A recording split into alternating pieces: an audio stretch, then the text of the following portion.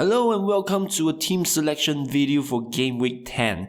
So my Game Week 9 results has ended and it ended in 92 points, which give me a green arrow and puts me in the overall rank around 145k. A few definitive moments in Game Week 9 was when Raytopia was subbed off at the right moment at 82 minutes, which gave me a clean sheet. And then Pope was just unlucky as he continued to stay on the pitch and lost that clean sheet due to the late goal from Fulham. And then Danny Ward clean sheet honestly is unexpected and well played to Leicester for their first win of the season. And then for James, we saw that Potter is a manager known for his tactical flexibility on the pitch, as he has switched to a traditional back four formation, probably to protect the Chelsea defense against a very extremely attacking Crystal Palace side.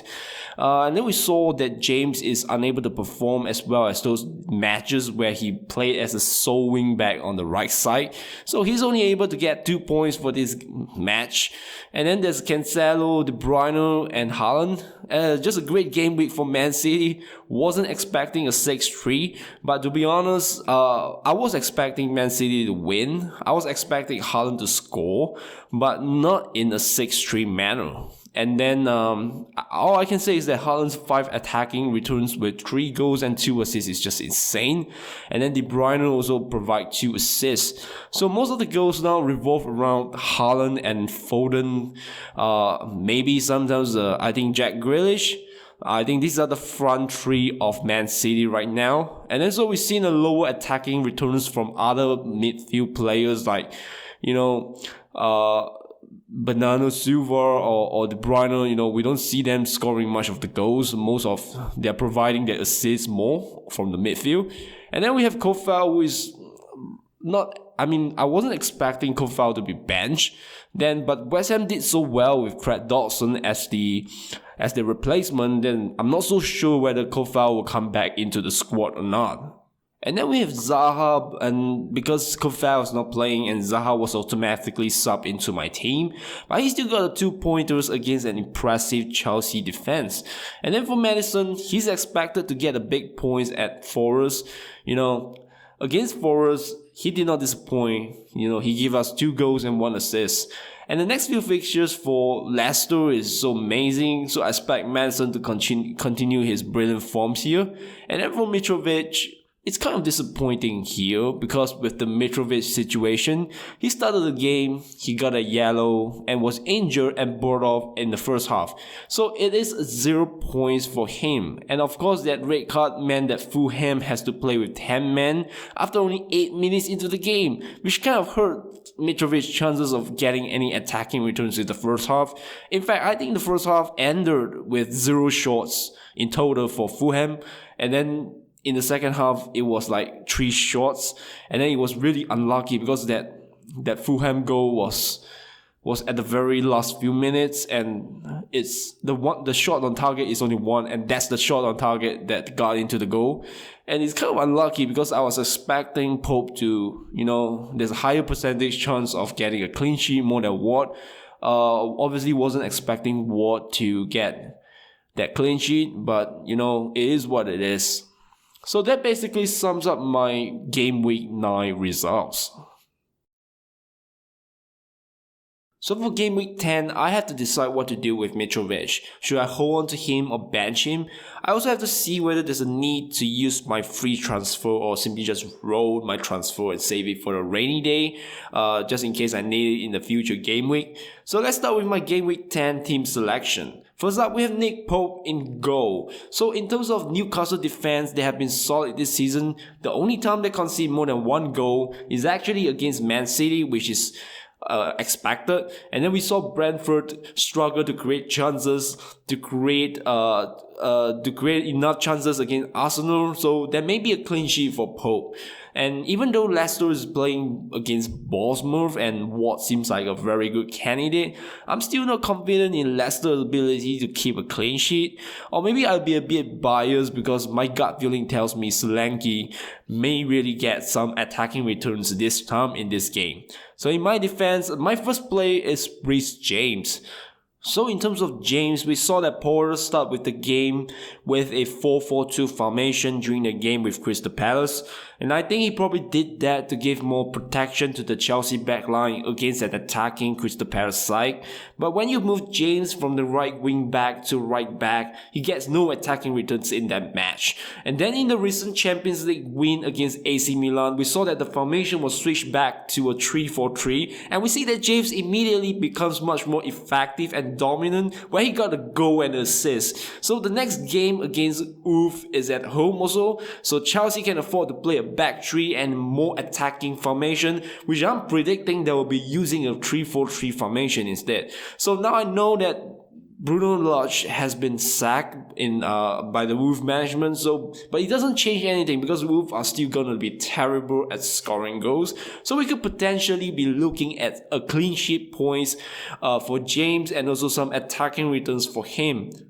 My next pick in defense is Cancelo. So in terms of Cancelo, he's playing Southampton, and Southampton isn't in the best of form right now because they lost 4 games out of 5, and Man City is playing at home, so we know they're always going to be strong in defense at home. And last week against Manchester United, they kind of got a little bit complacent and switched off towards the end of the match. But in the long run, you can count on the defense to deliver some clean sheets. And looking at Southampton form so far in the past few game weeks, I won't be surprised if Cancelo get a few assists from his crosses.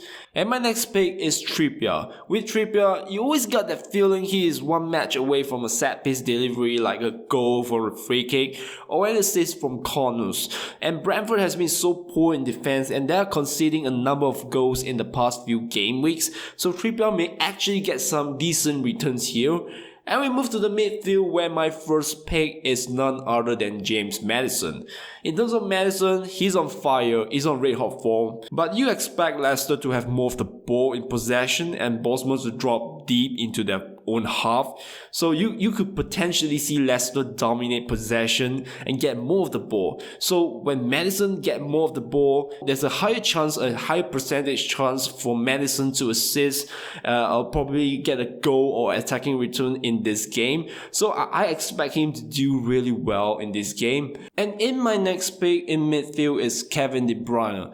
In terms of De Bruyne, if you watch that 2 assists from De Bruyne to Haaland, we saw how accurate De Bruyne can be and how pinpoint his passing can be to Haaland. And then Haaland himself has also mentioned this and about his amazing chemistry with De Bruyne. And I quote, "I have only been at the club a couple of months, but the chemistry feels so natural." So looking at the situation, this could really be another great partnership. The formation of a really fantastic partnership like we see in the last season where Kane and Son work together to combine themselves with multiple goals and assists. And for me, De Bruyne is a quality player who can assist from any angles. He has great chemistry with Haaland. He is also playing at home against a Southampton side who has been leaking goals. So in this kind of game, in this kind of factor, you just have to pick De Bruyne no matter what. And in the next pick we have Martinelli. On paper, I understand, if you look at the game, you see Liverpool,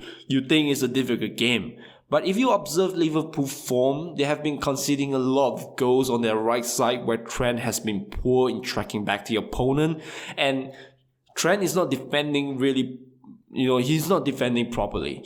And to make matters worse, I think Martinelli is in red hot form. So he's playing on the left side where Trent is there. So this game will be played in Arsenal home. So I can't help but think that Liverpool is going to concede a few goals and maybe even lose to Arsenal here, because Arsenal is clearly the favorites here right now. But there is one thing that I want to point out. In the last Champions League game against Rangers, we saw a change of formation from 4-3-3 to 4-2-3-1, where Liverpool placed Henderson and Thiago at the back too. So we saw Henderson actually covering Trent's space when Trent is up there attacking. So even Salah sometimes is tracking back and defending on the right side too. The results of the game is 2-0 victory for Liverpool. So the question is, could Jurgen Klopp be using this 4-2-3-1 formation on this game to shut up Martinelli, right? Or will he just go back to his usual self, usual formation, which which is 4-3-3, where they have been conceding a lot on the right side. So this is a question that, can determine the results of this game. Because if Jurgen Klopp were to use the 4-2-3-1, there will be more stability at the back, and the chances of Martinelli scoring the goals or getting any attacking returns will be reduced greatly. But then if Jurgen Klopp start with a 4-3-3, Martinelli will have the opportunity to attack trend side, which is the right side of Liverpool. So regardless of whether there's a change of formation, I also have to consider a few things, a few factors. I just couldn't bring myself not to pick Martinelli. Given his form, given the fact that this match will be played at Arsenal home ground, I'm not gonna waste one transfer, and I'm not gonna be benching Martinelli, so I'm just going with my gut feeling and I'm keeping Martinelli here.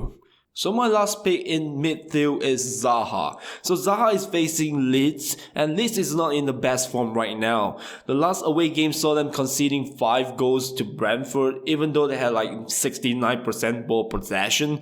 And Leeds hasn't won for the past 3 game weeks now. And in this 3 game weeks, they conceded a total of 7 times. So looking at the stats, I would say Leeds have some defensive issue here, and Zaha could probably get some decent attacking returns here at home. So the next player on my team is Mitrovic. If Mitrovic is fit, he's definitely starting for me. As of now, we don't know how bad is his injuries or whether he will start the game against West Ham. But one thing for sure, if he is fit, he would definitely start in Fulham's game. And because in the last Fulham games, they only managed to get 3 shots for the entire game after Mitrovic was subbed off in the first half. So they really need Mitrovic, and they need him to shoot, they need him to score if they want to have any sort of chance against West Ham. So my next forward pick is Solanke. Now I don't think one game will make any difference to Leicester defense. They've been poor so long this season, so one game at Forest 4-0 is not gonna change Leicester defense overnight. And I think this game is gonna be playing at Bournemouth home ground, so maybe this is the game to kickstart Solanke's scoring spree. At 5.7 million, I don't think there's a risk here even if he blanks and get 2 points. And my final pick, no surprise, is Haaland. So he's an amazing player, he's on form, he's playing a weakened Southampton side at home. So you have every factors right for this guy. There's nothing much for me to say here except just pick him. And lastly, for my bench, we have Ward, Andreas, Kofal, and Nico Williams. I'm pretty skeptical about Leicester defense. I'm not completely confident in Ward's ability to keep a clean sheet, and we have got cover in Andreas in case Mitrovic got injured. So if Mitrovic got injured, you can expect Andreas to be playing further up, to get that goal or attacking returns to help Fulham probably have a slight chance to win the game against West Ham. And then I'm not so sure whether Kofal will start against Fulham, but I just can't drop James, Cancelo, or Trippier, so Kofal is gonna be starting on my bench. And Nico Williams is not doing well for the past few game weeks, so he's on my bench too. Now in terms of transfer, we have no idea how long Mitrovic is going to be injured for. So if he is injured for like a short period, like 1 week, we can keep him and roll the transfer.